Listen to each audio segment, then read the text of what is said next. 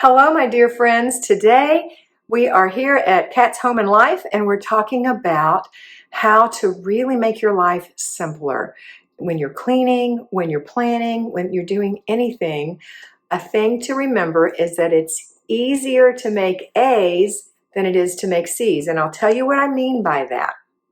When my children were small, I told them this. I said, if you take notes in your classroom and you pay attention and you read your notes every day and you do what the teacher asks you to do, review the work she wants you to do, every day you will have learned something. And at the end of the week, you just have to review your notes and review the things and take the test, and you'll know it and you'll make a really good grade.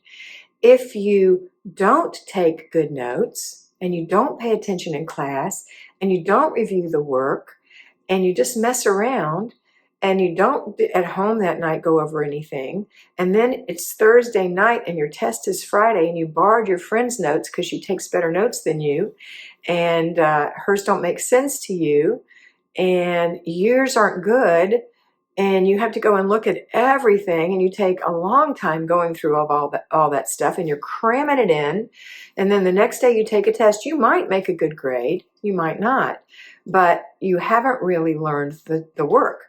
The next week, when you have your next class, if you don't take good notes and you repeat that folly at the end of the week, you're going to not remember what you crammed for the first week, and now you've got to go over that again, plus go over the next thing, and you're probably going to struggle to make a B and probably make a C. And it's going to be hard every single week. And you're going to look at your friends and say, how come it's so easy for them to make A's and I'm struggling to make C's? And you know why I'm telling you this? I have a very high IQ. I made great grades in college, but in high school, that's what I did. I goofed off. I didn't pay attention. I didn't take good notes. I remember looking at my friends' notes that they would let me borrow, and it would be in their handwriting, and it didn't make sense to me because it was, their own form of shorthand, whatever they took down, it meant something to them. It didn't mean anything to me. And I would struggle and work really hard to get C's. So I didn't always get C's. Sometimes I had a great teacher that I loved and I would pay attention in class and that was easy. I got an A. But if I wasn't really interested, that's what would happen. And I can tell you that we're not really interested in cleaning our house. Not really. We have other things we'd rather be doing that would be a lot more fun. But have you seen those women where it's just effortless and their home looks lovely and they don't seem to be struggling? That's what I want you to do. I want you to have an effortless life, but it takes some discipline to do the things you need to do, the little things every day, so that you don't have to cram.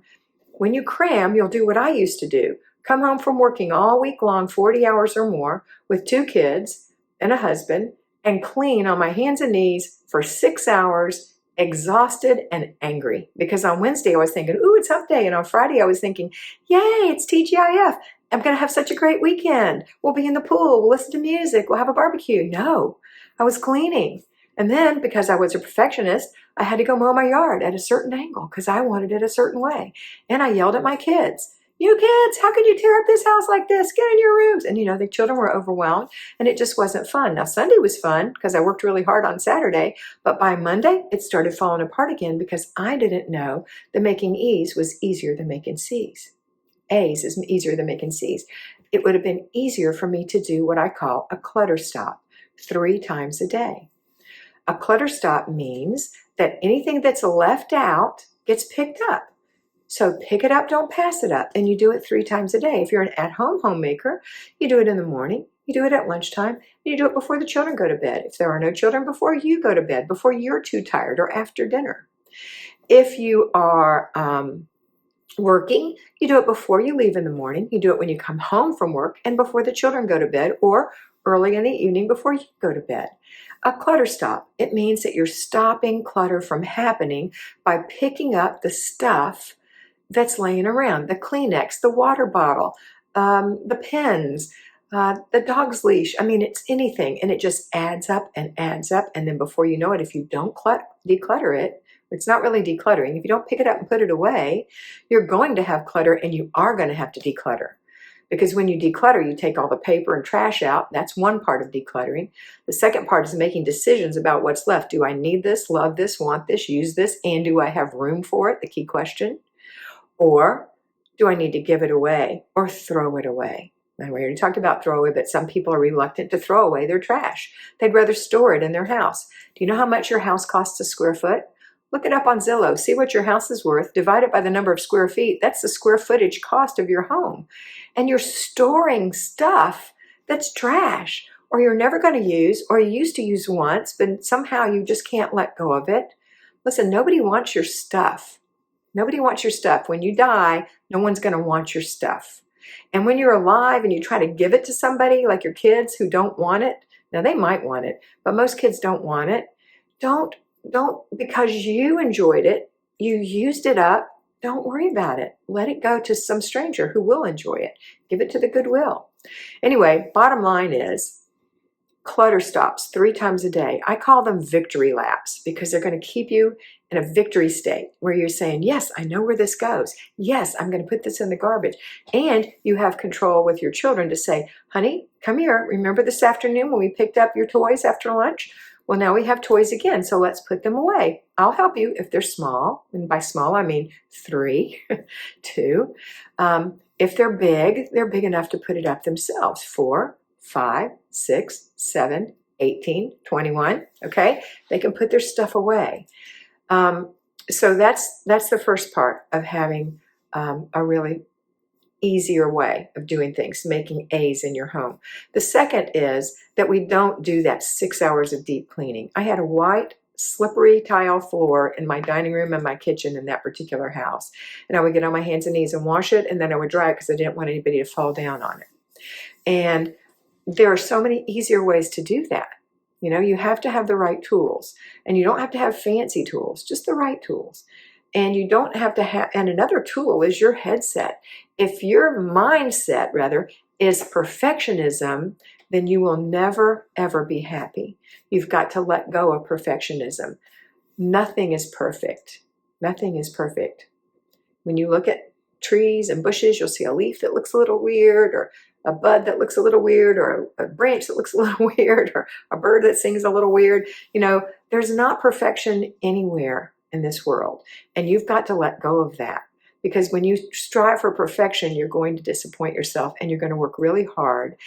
And then you're going to be too tired to ever want to do that again. And it's so uninspiring to have to spend your time doing that. So at-home homemakers, you're going to work a little bit in your house 4 days a week.